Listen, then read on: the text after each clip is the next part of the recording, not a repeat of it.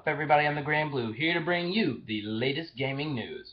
And we are in the start of Super Week! That is where I talk about Superman in the games and other things that are associated with the fictional character. And today we're going to look at Superman's past video games. It only seems fitting that we do this, considering that this whole Super Week was created because of the rumor of a new Superman video game, which I can only hope will be good and will exist. But let's take a look at the past Superman games.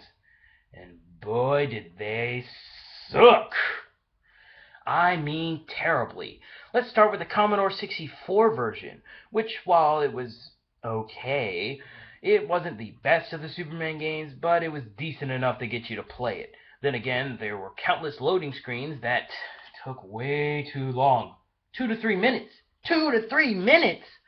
Oh, that is way too long for me to wait for a game that does not have a lot to offer. But it was pretty decent. It used heat vision, super strength, and flight, but that was about it.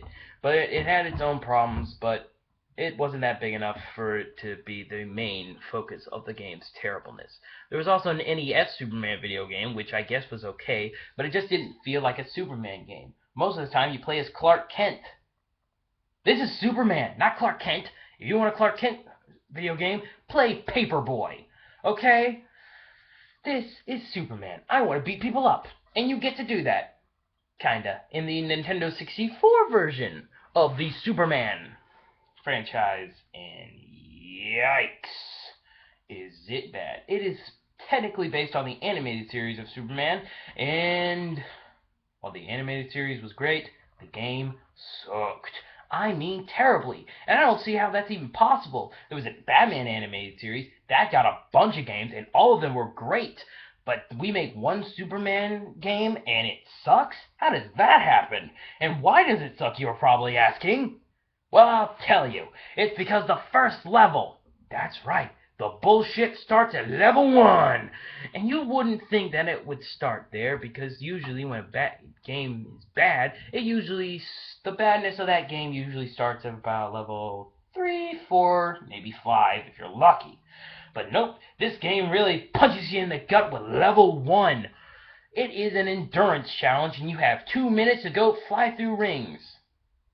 Oh, it doesn't sound that challenging? How about you have a joystick that sends you every which way, and camera angles that make no freaking sense? Every once in a while, you can even get stuck in midair. It doesn't make any sense. It's a terrible game. You have 2 minutes to go through all these rings, and I don't know jack shit about the controls. How do you expect me to beat that? The rest of the game is pretty bad, too.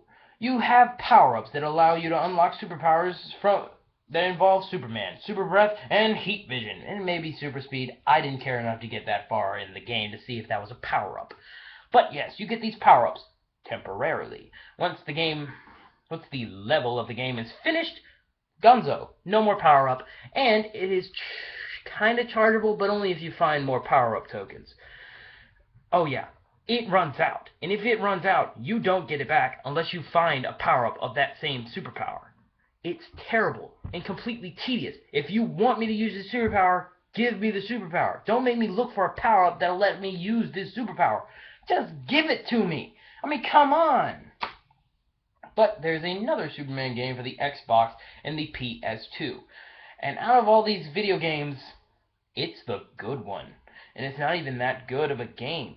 The only problem is the story. It is boring. Oh my gosh. You spend most of the game fighting dragons and robots. First of all, dragons? What? It's supposed to be based off of the Superman Return movie, which I guess it is because you fight Lex Luthor once. You fight him, then you're done. You go back to dragons and robots and doing whatever you want in the city because it's a free roam game. Yay, free roam! But not so much. You get to freeze all the citizens, freeze cars, throw them around, maybe beat up a robot or two, maybe punch a dragon in the face. Sounds like fun? Not so much, because if you mess around too much, your city loses health. Which I guess is okay. If you're not really saving anyone, you're not really doing your job as a superhero.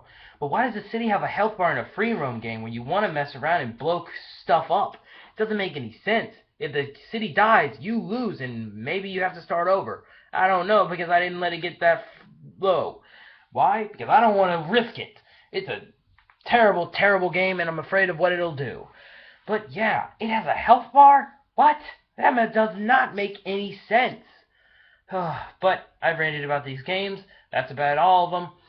But tune in next time, where I will be talking about how these people making the Superman should properly make this game. And I gave them a few pointers. Oh, and if you people are a little angry that I didn't include Injustice into this game, that's because Superman is not the main character. Since he's not the main character, sure, he's the main villain, not the main character, so he doesn't get to be on this list. Sorry. Injustice is a good game overall. I might have some gameplay of it on this channel. Who knows? It's just that good of a game. But again, doesn't count as a Superman game, but tune in next time, because we're still in Super Week, and we have much more to go. Let's